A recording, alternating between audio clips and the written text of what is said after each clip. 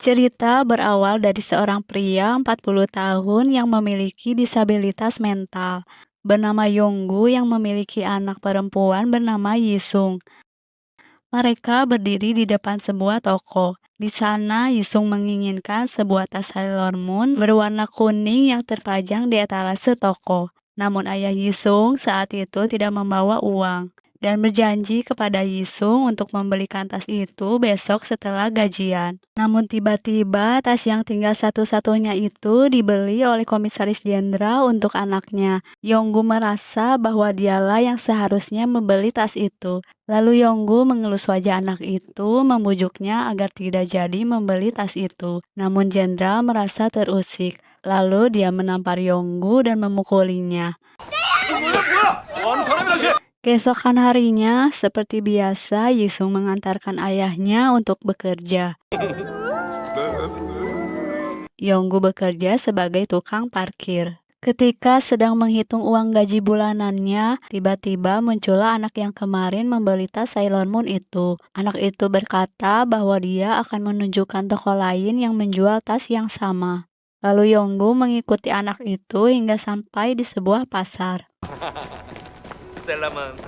Seorang ibu-ibu terkejut melihat Yonggu sedang mencium dan meraba anak itu yang sudah tergeletak berlumuran darah, mengira bahwa Yonggu seorang pedofil. Dia syok lalu pergi melapor polisi.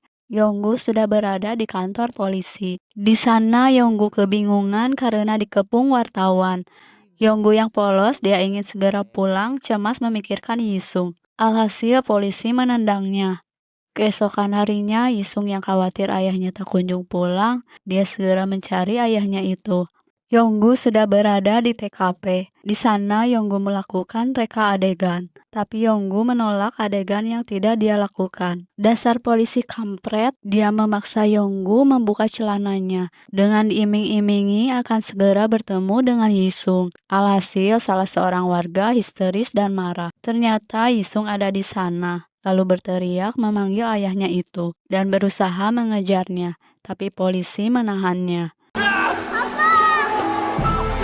Sesampainya di kantor polisi, Yonggu bersikeras ingin menghubungi Yisung. Alhasil ketua sipir Minwan memukulinya. Kemudian Yonggu dimasukkan ke dalam sel nomor 7 yang dihuni 5 narapidana. Ada Kakeso dengan kasus penipuan, Yang Ho si gangster sekaligus ketua sel, Bongsik si pencopet, Junho si penipu, dan Manbum si mesum. Pada awalnya mereka enggan membuli Yonggu karena sikapnya yang polos.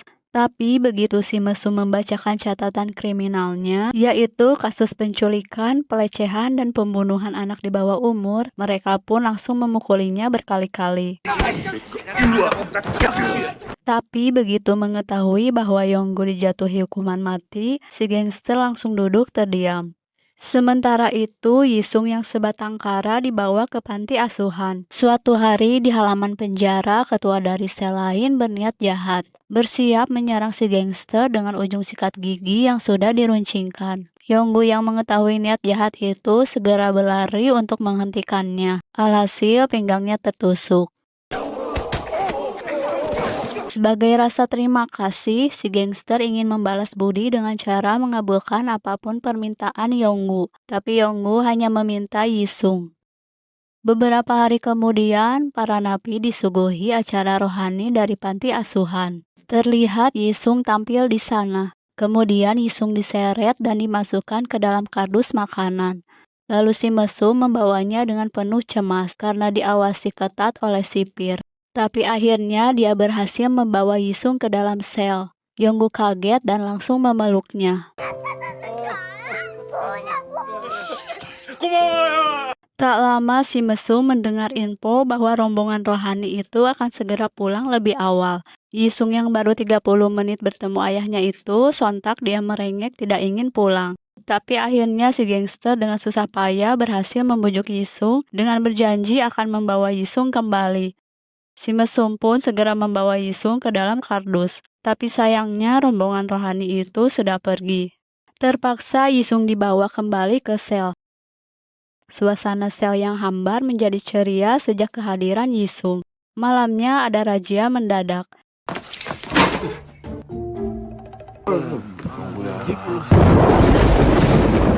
Ketua sipir pun murka. Dia membawa Yonggu keluar dan menendangnya. Lalu Yonggu dipindahkan ke sel pengasingan. Sementara Yisung dipulangkan kembali ke panti. Tapi tak lama terjadi kebakaran yang disebabkan oleh salah satu napi. Yonggu dengan setengah sadar langsung menyelamatkan diri. Tiba-tiba Yonggu melihat ketua sipir sedang terjebak di dalam ruangan. Kemudian tanpa berpikir panjang dengan aksi heroiknya itu dia menolong si ketua sipir. Setelah kejadian itu, ketua sipir lantas penasaran. Tidak dapat dipercaya bahwa seorang pembunuh sudah menolong dirinya. Di sekolah, Yisung mengadu pada gurunya tentang keadaan ayahnya. Yonggu terlihat sangat bahagia dikunjungi Yisung. Di sana mereka pun berbincang dengan polosnya dan disaksikan oleh ketua sipir di balik pintu. Dari perbincangan itu terlihat betapa tulus dan sayangnya Yonggu kepada Yisung. Bahkan begitu menyedihkan ketika waktu kunjungan sudah berakhir. Berkali-kali Yonggu menyalakan kembali mikrofon yang sudah dimatikan oleh sipir. Sejak hari itu, ketua sipir semakin yakin ada sesuatu yang tidak beres dalam kasus itu. Setiap hari ketua sipir memantau perkembangan Yonggu. Ketua sipir menjenguk Yisung di rumah sakit. Dia lemas tak ingin makan memikirkan ayahnya. Dia berkata pada ketua sipir bahwa dia ingin tinggal bersama ayahnya di sel. Keesokan harinya, ketua sipir memerintahkan petugas untuk membawakan kardus besar. Ternyata isinya Yisung. Hari-hari pun berjalan seperti biasa. Yisung bisa sekolah dan menjenguk ayahnya, karena dia sudah diadopsi oleh ketua sipir. Setelah itu, ketua sipir ingin mengetahui lebih dalam lagi mengenai kasus Yonggu. Dia tidak percaya bagaimana bisa Yonggu menulis pernyataan yang ada di berkas itu. Yisung menjadi akrab dengan para penghuni sel nomor 7 itu. Bahkan dia sampai mengajarkan si gangster menulis dan membaca, agar dia bisa membacakan dongeng untuk Yisung. Dia juga membantu Bongsik untuk menghubungi istrinya yang baru melahirkan dengan meminjam ponsel teman sekelasnya.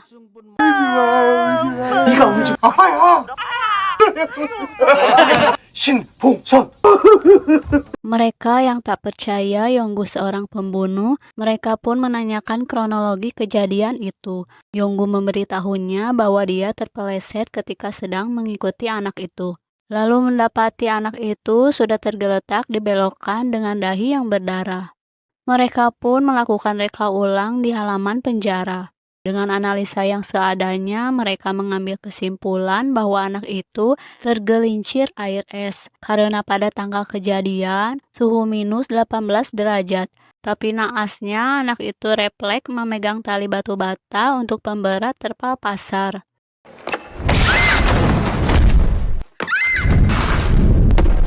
Yonggu juga memberitahu mereka bahwa dia membuka celana anak itu untuk memperlancar sirkulasi darah, bukan berbuat mesum, menekan dada bukan meraba-raba, memberikan napas buatan bukan mencium, menepuk-nepuk atau mencubit pipinya agar sadar, bukan kekerasan. Pelajaran itu dia dapatkan sewaktu di tempat kerjanya dulu. Tapi dia tidak bisa menjelaskan pada polisi waktu itu. Dia ketakutan dan didesak untuk membuka celananya. Jika tidak, dia tidak akan bertemu dengan Yisung. Akhirnya dia pun menjadi korban salah sangka. Mendengar penjelasan tersebut, si gangster geram. Dia dan kawan-kawan berjanji akan membantunya di persidangan nanti. Sementara ketua sipir mendatangi si komisaris untuk meyakinkan bahwa Yonggu tidak bersalah. Tapi si komisaris bersikeras bahwa Yonggu adalah pembunuhnya. Setiap hari Yonggu terus dilatih teman-temannya agar bisa menjawab pertanyaan saat sidang nanti. Mereka yakin bahwa Yonggu akan menang. Napi-napi lain juga diminta menandatangani surat petisi agar Yonggu dibebaskan. Kemudian Yonggu didatangi pengacara umum. Bukannya membela, dia malah memojokkan Yonggu untuk mengakui perbuatannya. Jika tidak, anaknya dalam bahaya. 뭔 말인지 알죠? Mengetahui hal tersebut, ketua sipir meyakinkan pengacara kampret itu bahwa catatan itu palsu. 쓸 정도로 그렇게 똑똑한 놈 아닙니다. Tibalah di hari persidangan. Tapi sebelumnya, si komisaris mengancam dan memukul Yonggu berkali-kali. Dia dipaksa untuk mengakui perbuatannya. Jika tidak, nyawa anaknya terancam. Alhasil, di persidangan Yonggu terlihat tertekan dan gelisah. Teringat perkataan si pengacara dan si komisaris. Yonggu pun tidak bisa menjawab pertanyaan sesuai arahan teman-temannya. Suasana pun menjadi kacau, apalagi ketika dia melihat Yisung hadir di persidangan. Dia menegaskan bahwa dia memang bersalah, saking takutnya Yisung akan dibunuh komisaris nanti. Mendengar itu, ketua sipir murka memberitahu hakim bahwa Yonggu sedang terintimidasi, ditambah pengacara kampret yang sama sekali tidak membantunya. Akhirnya Yonggu tetap dijatuhi hukuman mati. Lalu si gangster dan kawan-kawan berusaha membantu Yonggu untuk kabur dari sel dengan membuat balon udara dengan alat dan bahan seadanya saat mereka bekerja di pabrik bola. Tak lama kemudian, acara paduan suara dari sekolah Yisung tampil di penjara. Mereka bergandengan tangan menuju halaman. Yonggu dan Yisung menaiki balon udara itu. Petugas sipir yang mencoba menghentikan itu buru-buru dihalangi oleh para napi. Tapi sayang, tali balon udara itu tersangkut kawat tembok. Di atas sana, mereka berdua terlihat bahagia menikmati sunset yang indah.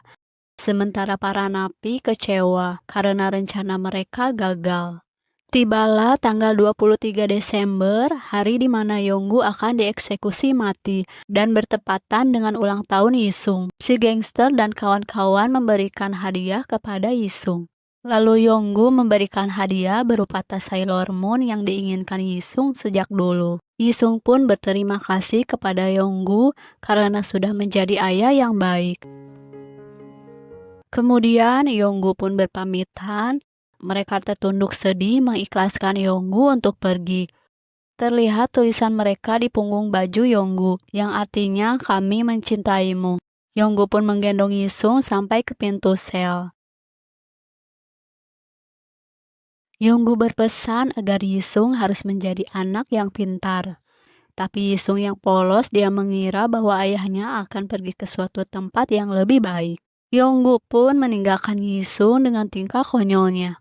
Tapi tiba-tiba dia lemas, tidak bisa menahan kesedihannya, lalu kembali menghampiri Yisung. Yonggu memohon-mohon pada sipir agar kesalahannya dimaafkan, tapi mereka tidak bisa berbuat apa-apa.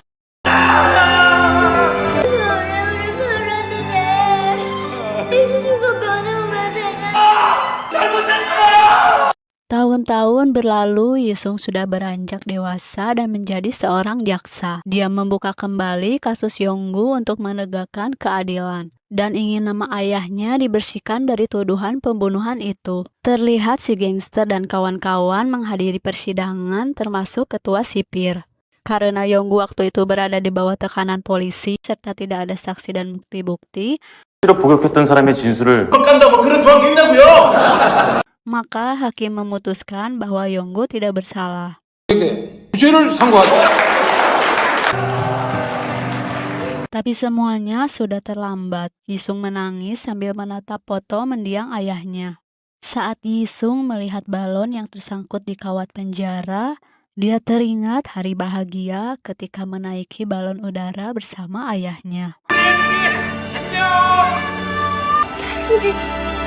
Apa?